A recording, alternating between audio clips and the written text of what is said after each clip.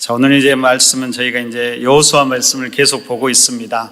여러분, 지금까지는 계속 이스라엘이 가나안 땅을 공격해 왔는데, 이제 오늘 본문부터는 이제 오히려 가나안 왕들이 연합하여서 이스라엘에게 반격을 시도합니다. 먼저는 남부 연합군이 형성되는데요. 우두머리는 예루살렘 왕 아도니세덱이었습니다. 그럼 예루살렘 왕이라고 하니까 이스라엘이라고 생각하면 안 되고요. 아직은 예루살렘 성이 정복되지 않았지요. 여러분, 그들은 기브온이 이스라엘과 화친했다라는 소식을 듣고 그들이 크게 두려워합니다. 왜냐하면 기브온은 왕도와 같은 큰 성이고 이전에 있었던 아이보다 훨씬 더 크고 강한 성이었기 때문에 그들의 전력에 위협이 되었던 것이죠. 그래서 그들은 먼저 이스라엘을 치기 전에 기브온을 공격하기로 합니다. 배신자를 처벌하면서 또 다른 배신을 방지하기 위함이었죠. 그때 기브온 사람들은 길갈에 있던 이스라엘에 사람을 보내어서 여호수아에게 이렇게 이야기합니다. 6절을 보니까 이렇게 기록되어 있습니다. 당신의 종들 돕기를 더디하지 마시고 속히 우리에게 올라와 우리를 구하소서. 산지에 거주하는 아모리 사람의 왕들이 다 모여 우리를 치나이다 하매. 여러분, 이러한 기브온의 요청에 따라서 여호수아와 모든 군사들이 더불어서 길갈에서 올라가지요. 그리고 그때 하나님은 여호수아에게 이렇게 이야기합니다. 우리 8절을 함께 읽어볼까요? 함께 읽습니다.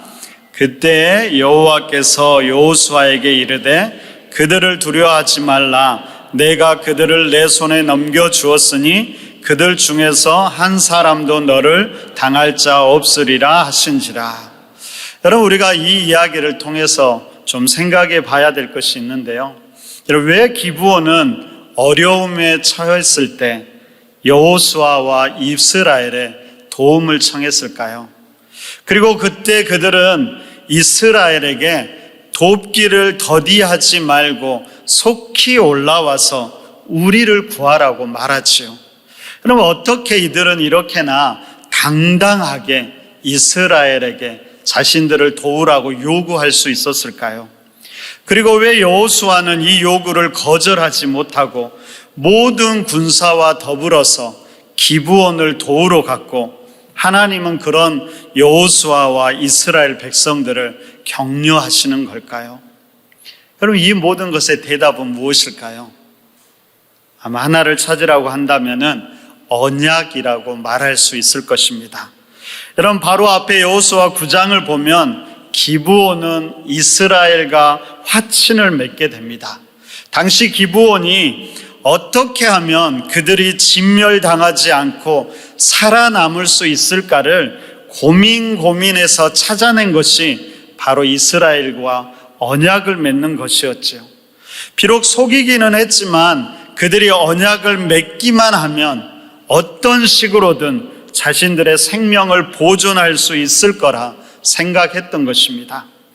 이렇게 생각한 이유는 바로 약속의 엄중함 때문이지요.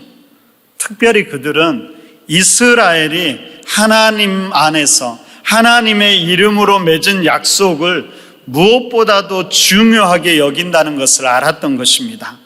그럼 실제로 이스라엘은 그들과 화친을 맺을 때 여호와의 이름으로 맹세하게 됩니다. 그렇기 때문에 비록 속아서 화친을 맺었지만 나중에라도 그 약속을 깨트리지 못한 것이지요. 그래서 그들은 이제 기브온이 도움을 요청했을 때 전력을 다해서 그들을 도와야만 했던 것입니다. 여러분, 생각해 보십시오. 여호와의 이름으로 한 약속도 이렇게 엄중하게 지켜지는데 하나님께서 스스로 하신 약속은 얼마나 중하게 여기실까요? 여러분, 우리는 성경을 하나님의 말씀이라고 하지요. 특별히 하나님, 그 말씀은 그냥 말씀이 아니라 약속의 말씀이라고 합니다. 우리가 성경을 구약과 신약으로 나누기도 하는데 이때 사용하는 이 약이라는 글씨도 바로 약속을 뜻합니다. 여러분, 이 약속은 바로 어떤 관계를 지속시키는 수단을 말하는데, 바로 이 약속을 바탕으로 우리가 계약도 맺게 되고요, 언약도 이루어지게 되는 것입니다. 여러분, 계약과 언약 참 비슷한 것 같은데 자세히 보면 조그만 작은 차이들이 좀 있습니다. 여러분, 계약은 일반적으로 계약 당사자 간에 권리와 의무가 있는 약속이지요. 그래서 한쪽에서 그 의무를 충족하지 못하면 그 계약은 자동적으로 파기되게 됩니다. 근데 여러분, 생각해 보십시오. 언약은 어떨까요? 물론 언약에도 약속이기 때문에 이런 속성이 분명히 있지만 조금은 다릅니다.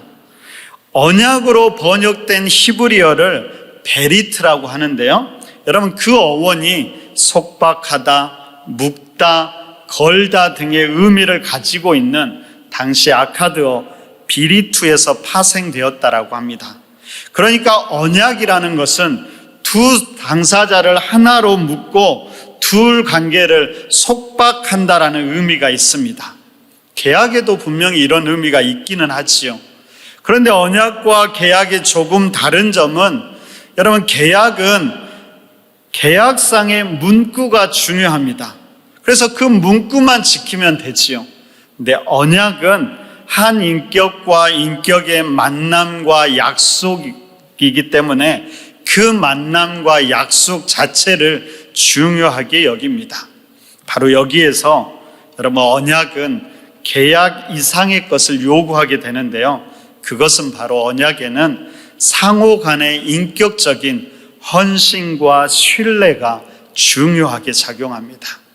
그러니까 여러분, 말씀드렸듯이 계약은 문구상의 내용만 지키면 되지만 언약은 아무리 문구상의 내용을 지켰다 할지라도 둘 사이에 인격적인 신뢰가 무너지면 그 언약은 유지되기가 힘들다라는 것입니다. 바로 이러한 상호 신뢰, 인격적인 신뢰와 헌신으로 인해서 언약에는 중요한 특징 한 가지가 있는데요, 그것은 바로 두 사람의 관계가 제3자에 대한 배타성을 갖는다라는 것입니다. 여러분, 예를 들어서 부부가 계약적인 관계라고 하면 그 계약 내용에만 충실하고 나머지는 어떤 일을 해도 상관이 없겠지요. 하지만 언약 관계로서의 부부는 단순히 부부로서의 역할을 지키는 것뿐만 아니라 그 사이에 인격적인 신뢰가 유지되어야 한다는 것입니다. 그렇기 때문에 이 부부 관계는 둘 사이에 제3자가 절대로 낄 수가 없는 것이지요. 그래서 여러분, 남편이나 아내가 외도를 하거나 바람을 피워 그 관계에 제3자가 끼어들게 되면 그 언약 관계는 깨어질 수밖에 없는 것입니다. 한편 계약과 언약은 모두 쌍방의 노력과 헌신으로 이루어지는데요, 파기될 때는 조금 다릅니다. 여러분, 계약은 한쪽이 계약을 이행하지 않으면 자동적으로 파기되지요. 그런데 언약은 한쪽이 파기했다라고 해서 저절로 파기되는 것은 아닙니다. 이 언약은 반드시 나머지 한 명도 동의해야만 하지요.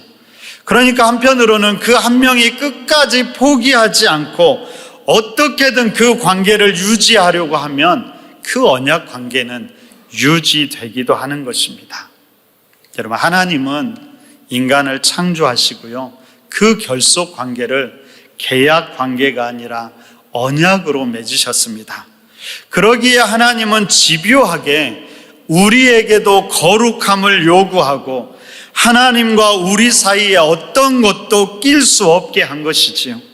그러면서 이 언약을 신실하게 지켜가기를 원하셨습니다. 그런데 인간은 하나님과 인간 사이의 공간에, 바로 그 공간을 사단에게 내어줌으로 이 언약적인 관계를 파기했고 인간이 파멸될 위험에 처하게 되었지요. 그렇지만 하나님은 인간의 어떠함이 아니라 자신의 신실함으로 이 언약을 끝까지 지켜나가기로 결단하십니다. 그리고 이 관계의 회복을 위해서 길고 긴 구원의 역사를 진행시키고 있는 것이지요. 여러분, 이처럼 인간을 끝까지 구속시키고 회복시키는 그 힘의 원천은 하나님과 인간이 맺은 언약, 그리고 이 언약을 신실하게 지켜나가는 하나님의 열심과 신실함에 있는 것입니다. 바로 하나님은 이 사실을 믿음의 조상이었던 아브라함과 언약을 맺으면서도 다시 한번 분명하게 하십니다. 여러분, 우리가 읽은 창세기 15장에는 하나님과 아브라함이 언약을 맺는 장면입니다. 우리는 이것을 횃불 언약이라고도 부르는데요, 그 이야기에서 이렇게 시작합니다. 하나님이 아브라함에게 이렇게 요구하지요. 우리 9절과 10절을 함께 한번 읽어보도록 하겠습니다. 자, 함께 읽습니다. 여호와께서 그에게 이르시되 나를 위하여 3년 된 암소와 산비둘기와 집비둘기 새끼를 가져올지니라. 아브라함이 그 모든 것을 가져다가 그 중간을 쪼개고 그 쪼갠 것을 마주 대하여 놓고 그 새는 쪼개지 아니하였으며. 여러분, 이 장면은 고대 근동에서 계약을 맺을 때 일반적인 모습인데요, 보통은 동물을 가져다가 그것을 둘로 쪼갠 다음에 계약 당사자들이 그 사이를 지나가게 됩니다. 그러면 이것은 계약을 어길 때는 이 동물처럼 쪼개짐을 당할 것이라는 상징적인 행위였죠. 오늘 본문에서도 그렇게 하나님과 아브라함이 언약을 맺으려고 합니다. 근데 여러분, 재미있는 것은 11절에서 솔개가 그 사체 위에 내릴 때에는 아브라함이 쫓았다라고 이야기하고 있지요. 어떤 해석을 보니까 이 솔개를 하나님과 우리의 언약 관계를 방해하는 그 세력으로 이해하더라고요. 그러니까 오늘 우리가 나눈 표현대로 하면 언약적 관계 속에 들어오려고 하는 제3자를 말합니다. 말씀드렸듯이 이 3자가 끼어들게 되면 언약적인 관계는 깨어지게 되지요. 그래서 아브라함은 부지런히 이 솔개를 쫓아내야만 했던 것입니다. 드디어 해가 졌고요, 아브라함이 깊은 잠이 듭니다. 근데 여러분, 깊은 잠이 들었다라는 히브리어가 타르테마라고 하는데요, 이건 수동태로 쓰였습니다. 그러니까 아브라함 스스로가 잠든 것이 아니라 하나님에 의해서 잠이 든 상태를 이야기하지요. 뿐만 아니라 그냥 우리가 생각하는 일반적인 잠이 아니라 하나님께서 아브라함을 두신 어떤 특별한 영적인 상태를 말합니다. 성경에 보면 이 단어가 한 번 더 쓰이는데요, 아담의 갈빗대를 취해서 하와를 만들 때도 하나님께서 아브라함을 잠들게 했다고 하는데 바로 이 단어를 사용하고 있습니다. 그러니까 하나님께서 아브라함을 어떤 특별한 영적인 상태에 두면서 거기에서 여러 가지 예언의 말씀을 들려주시고 그 다음에 아브라함과 언약을 맺게 됩니다. 여러분, 17절을 보세요. 이렇게 이야기하죠. 해가 져서 어두울 때 연기 나는 화로가 보이며 타는 횃불이 쪼갠 고기 사이로 지나더라. 하나님으로 상징되는 이 횃불이 계약 당사자로서 먼저 그 쪼갠 고기 사이로 지나가게 됩니다. 여러분, 그러면은 그 이후에 이제 아브라함이 지나가야 되는데 오늘 본문을 보면 그 쪼갠 고기 사이로 아브라함이 지나갔을까요? 안 지나갔을까요? 한번 찾아보시기 바랍니다. 제가 아무리 15장 전체를 자세히 읽어보아도 아브라함이 그 사이를 지나갔다는 기록은 보이지 않더라고요. 여러 정황상 아브라함은 그 사이를 지나가지 않은 것 같습니다. 왜 그랬을까요? 왜 하나님은 아브라함과 언약을 맺으면서 자신은 그 쪼갠 고기 사이를 지나갔는데 아브라함은 지나가지 않게 하셨던 것일까요? 아마도 하나님은 아브라함이 그 약속을 다 지켜낼 힘이 없다라는 것을 너무나 잘 아셨던 것 같습니다. 물론 여러분, 아브라함은 그 약속을 지키려고 최선을 다해서 노력하겠지요. 그럼에도 불구하고 하나님은 아브라함이 그것을 지키는 것이 쉽지 않다라는 것을 너무나 잘 아셨다라는 것입니다. 그래서 그것을 너무나 잘 아시는 하나님께서는 아브라함은 그 쪼갠 고기 사이를 지나가지 않도록 배려하신 것이죠. 그렇지 않으면 아브라함이 약속을 지키지 않았을 때 아브라함이 그 동물처럼 쪼개짐을 당해야 하기 때문입니다. 대신 하나님께서는 스스로 그 쪼갠 고기 사이를 지나감으로 언약을 맺으십니다. 바로 그것은 내가 스스로 이 약속을 지키고 이루시겠다는 하나님의 의지의 표현이었지요. 아무리 너희가 실수하고 넘어져도 때로는 그 언약을 잊어버리고 심지어 그 언약을 깨트리더라도 너희의 힘이 아니라 내 스스로 이 약속을 이루시겠다라는 하나님의 마음이고 결단이 거기에 담겨 있다라는 겁니다. 바로 이 마음이, 그리고 이 결단이 하나님의 신실함이고 하나님의 열심입니다. 하나님은 이 신실함과 하나님의 열심으로 우리와의 언약을 끝까지 지켜가는 것이지요. 하나님과 우리의 관계를 성경은 많은 경우 신랑과 신부로 묘사합니다. 핵심은 하나님과 우리가 단순한 계약 관계가 아니라 언약 관계에 있다라는 것이죠. 여러분, 그러면 하나님과 교회가 어떻게 이 언약 관계로 들어가고 그 안에서 어떻게 연합하고 교제할까요? 그 방법이 무엇일까요? 바로 그것이 세례와 성찬입니다. 여러분, 세례는 믿음으로 구원을 얻는 표라고 말하지요. 그처럼 이 세례를 통해서 우리는 교회의 일원이 되고 하나님과의 언약 관계로 들어가게 됩니다. 그래서 마치 결혼식처럼 일생에 한 번만 세례를 받으면 되는 것이지요. 그럼 반면에 성찬은 계속해서 반복적으로 행하게 되는데 마치 결혼한 부부가 침소에서 친밀한 사랑을 반복적으로 나누는 것 같이 계속해서 하나됨을 경험하는 것을 말합니다. 그래서 영성신학자였던 로날드 롤하이저는 이렇게 이야기합니다.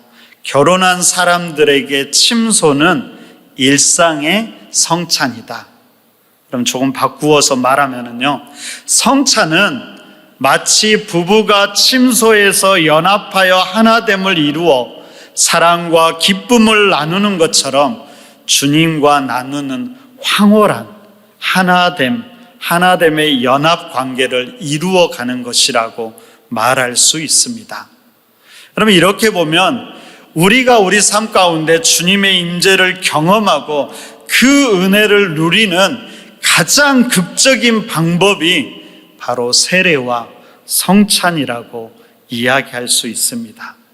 바로 그래서 초대교회 때는 매 주일마다 이 성찬을 통해서 주님을 기억하고 주님과 하나됨을 이루고 그 안에서 참된 기쁨과 회복을 누렸다라고 합니다. 이 성찬이 예배의 본질적인 요소 중에 하나이지요. 비록 현대 사회에서는 여러 가지 이유로 우리가 자주 성찬을 행하지는 못하지만 이 성찬의 의미만큼은 잃어버려서는 안 될 것입니다. 여러분, 오늘 우리가 성찬을 진행합니다. 저희 길가의 교회는 올 한 해 2달에 한 번씩 성찬을 진행하지요. 여러분, 성찬을 진행할 때마다 그냥 반복적으로 진행하는 성찬식이 아니라, 그래서 그냥 무감각하게 진행하는 것이 아니라 이 성찬을 통해서 주님의 임재를 충만히 경험하고 주님과 하나됨을 이루면서 참된 기쁨과 회복을 누릴 수 있어야 할 것입니다. 그래야 우리가 언약 안에서 하나님의 신부된 자임을 다시금 기억하는 예식이 되어야 할 것입니다.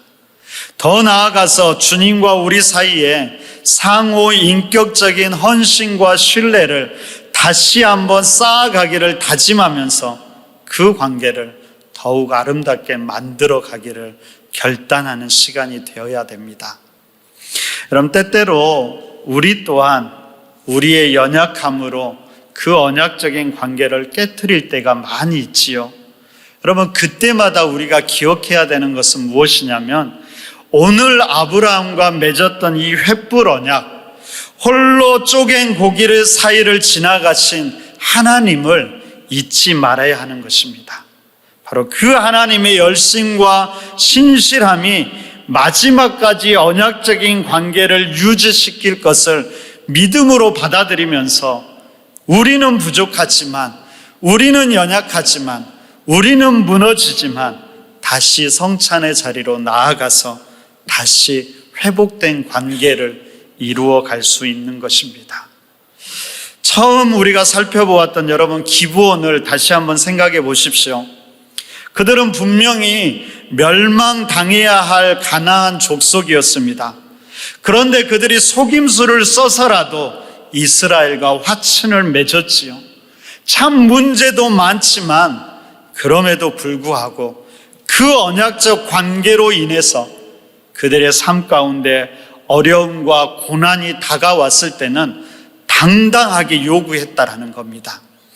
당신의 종을 돕기를 더디게 하지 마시고 속히 우리를 구하소서. 그렇게 요구했을 때 여호수아와 하나님은 온 힘을 다해서 그들을 도왔다라는 것입니다. 우리도 그런 존재들입니다. 하나님의 소중한 자녀들이고요, 하나님의 언약 백성입니다. 이 성찬을 통해서 다시 한번 이 사실이 새롭게 우리의 삶에 다가오기를 바랍니다. 그러기에 우리도 당당하게 우리의 연약함을 내어놓으면서 그렇게 요구할 수 있어야 하지요. 당신의 종을 돕기를 더디게 하지 마시고 속히 우리를 구하소서. 그렇게 하나님의 도움을 구하며 치유와 회복도 경험하시기를 바랍니다. 한번 저를 따라해 볼까요? 당신의 종을 돕기를 더디게 하지 마시고 속히 우리를 구하소서. 우리는 그렇게 구할 수 있는 하나님의 자녀, 하나님의 언약된 백성임을 기억하시기 바랍니다. 더 나아가서 다시금 하나님과 인격적인 헌신과 신뢰의 관계를 아름답게 맺어가기를 결단하는 귀한 이 성찬 예식이 되시기를 간절히 바랍니다.